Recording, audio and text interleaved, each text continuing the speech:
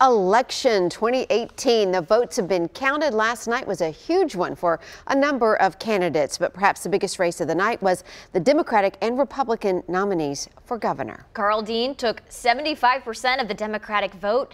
To get to the governor's mansion, though, Dean now has to convince voters across the state to vote Democrat, something that hasn't happened in 8 years. But Dean says he's confident he'll get the job done and will run a clean campaign. We are going forward, and we are going forward in this together. I am proud of the very positive message we kept throughout the primary election, and we're going to keep it positive. That is what I want to do. Dean defeated Craig Fitzhugh and Mezianne Vale Payne. In the Republican race, it was a crowded field. Out of 6 candidates, though, Bill Lee came out on top.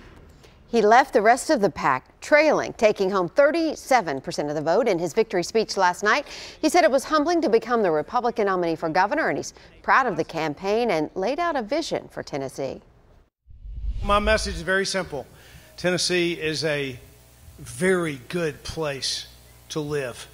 It is a very good place to work. It is a very good place to raise our families. But as good as Tennessee is, it can be even better.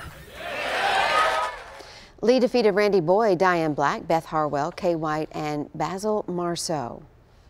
And besides the governor's race, another question now is who will fill Senator Bob Corker's seat? Last year, he announced he would not be seeking re-election. Former Governor Phil Bredesen easily won the Democrat nomination with nearly 92% of the vote. He's no stranger to politics, as you know. He's jumping back in the game after leading the state as governor from 2003 to 2011.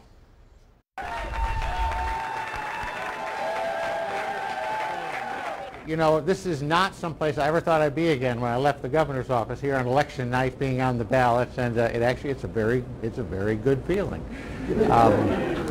Back last October when this possibility first came up, and Andrea and I started talking about it, it was a little bit of a tough decision. I mean, I'm at that point in life where if I'm successful at this, I mean, I'll spend a lot of the rest of my life getting on a plane and going to Washington and working on these things. It's got to be for something important. But I think when we talked about it, we found that there's still some unfinished business. Bredesen says he wants the divisiveness in Washington to stop. He wants to work with lawmakers on both sides of the aisle to move things along for what's best for Tennessee.